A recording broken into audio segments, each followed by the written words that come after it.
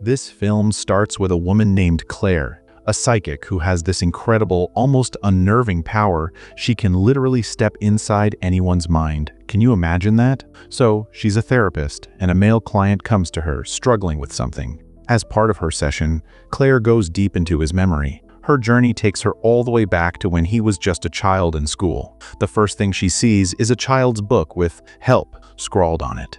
That's chilling enough, but then she arrives at a teacher's room, and there, the teacher has the child locked in a cage.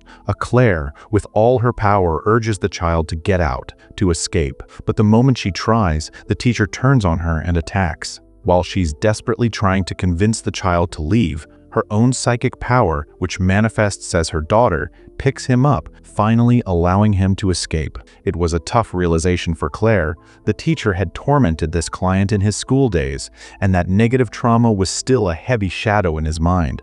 Just as she's processing this, Claire's actual daughter, Jordan, walks in and asks about the client. Claire tells her everything. Suddenly, a knock on the door. Jordan opens it to find a little girl, absolutely terrified, with bruises and burns all over her hands. My heart went out to her immediately. The girl explains that a friend of her mom's, a former patient of Claire's, had given her the address, hoping Claire could help. Her life, she whispers, is in danger because she sees a powerful, dangerous creature she calls a demon, a creature no one else can see. Jordan is completely taken aback and immediately asks, "Where is it?" The little girl, her voice shaking, just points and says, "It's standing right behind you." Jordan whirls around, but there's nothing there. Zero. But then Claire comes out of her room, and she sees the creature. The one that terrified the little girl is right there. Before anyone can react, the girl's father, Randall, arrives. He gruffly pulls his daughter away, claiming she doesn't need any help.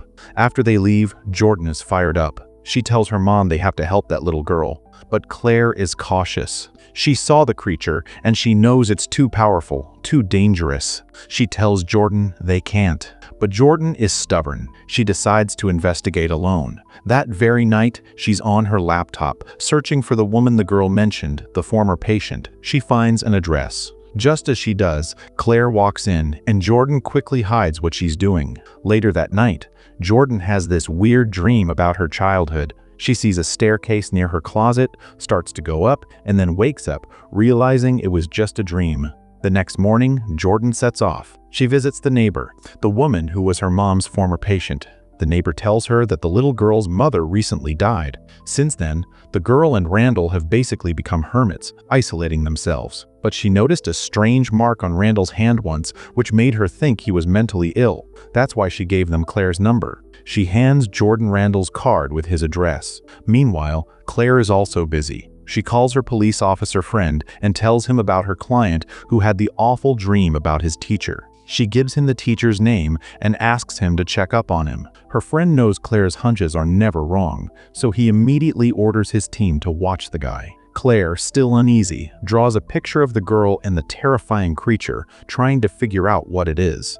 Jordan arrives at Randall's house. She hears a faint sound, footsteps in the basement. As she moves toward the door, Randall suddenly appears. He asks her what she's doing there. She tells him she's there to meet his daughter. He recognizes her and tells her flat out, "If I don't want my daughter's therapy, then get out of here." But Jordan is determined. She refuses to listen. Once he leaves, she sneaks inside the house. She finds a family picture, and weirdly, a picture of her too. Then, she notices a hidden door. She grabs a screwdriver, unscrews the bolts, and goes inside. Down in the basement, Randall's daughter is there, but she tells Jordan to leave, whispering, "I'm hungry and I want to eat you." Jordan is confused, not quite grasping what she means. Then, bam! Randall attacks her from behind, and Jordan faints. Claire, back home, is frantically calling Jordan, but she's not picking up. Just then, the neighbor calls. She tells Claire that Jordan had been to her house and is now at Randall's. Claire is horrified and rushes over, telling the neighbor to take her to Randall's place immediately. Jordan opens her eyes. She's tied up. The first thing she sees is a woman standing next to her, completely burned. She's in shock. Randall walks in and demands her phone password. Jordan desperately tries to reason with him. "Let me go, I can help your daughter." He looks at her with a mix of despair and madness and explains, No one can help my daughter because she is a demon." He says it's always hungry and needs humans to feed on. He believes the creature is attached to his daughter and no one can get it out.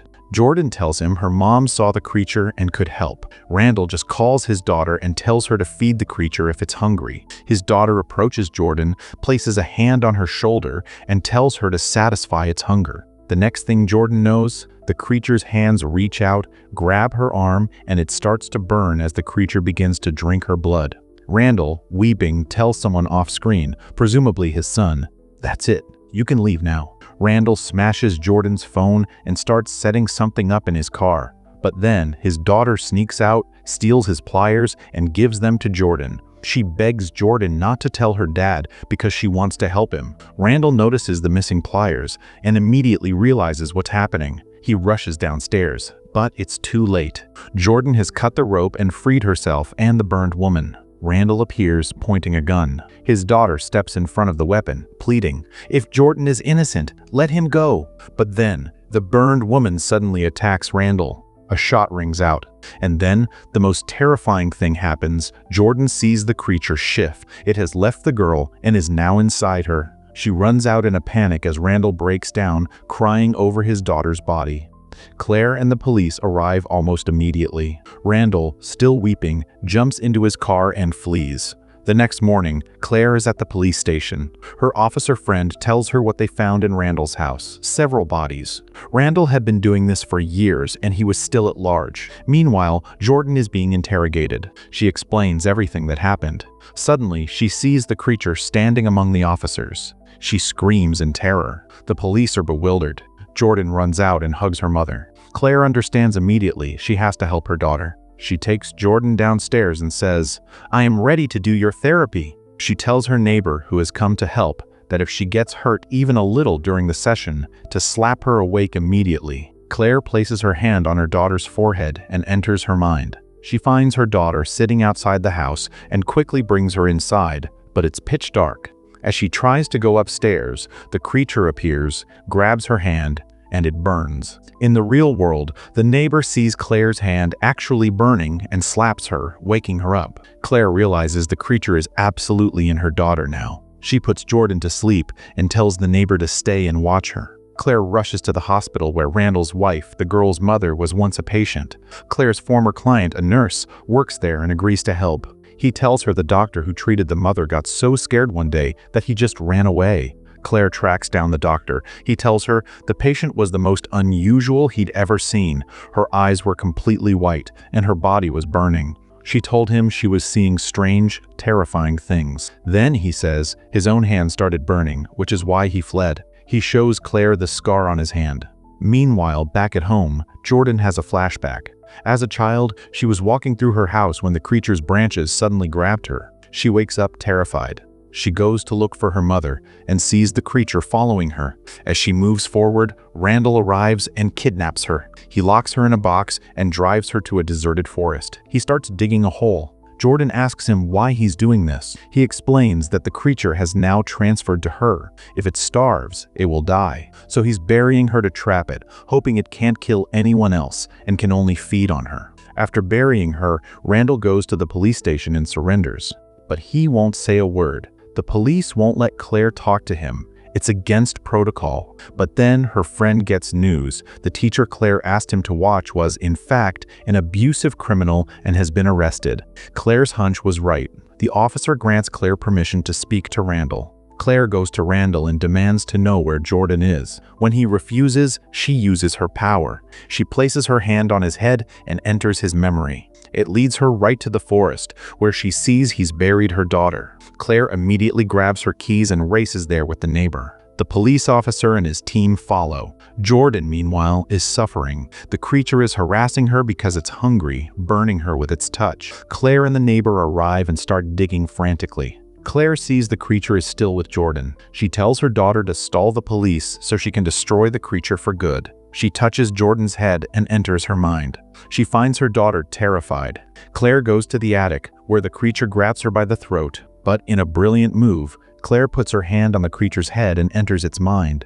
The creature's mind is a terrifying, dark place. Jordan also enters this world and goes upstairs. She sees her mother and the creature and realizes they are in the creature's memory world. Claire sees the creature sitting in a demon chair. It simply says, "I'm hungry." Claire answers, "I'll kill you." Claire answers, then attacks from behind, tying Claire up and coming in for the kill. But Jordan appears and plunges a dagger into the creature's head. Claire then stabs it too, and finally, the creature is torn to pieces and dies. As the mother and daughter exit the creature's world, the police spot Claire and pull her out, bringing them both back to the real world. Mother and daughter are both safe, and they embrace. The film ends on that powerful, emotional moment, with everything in their lives finally set right.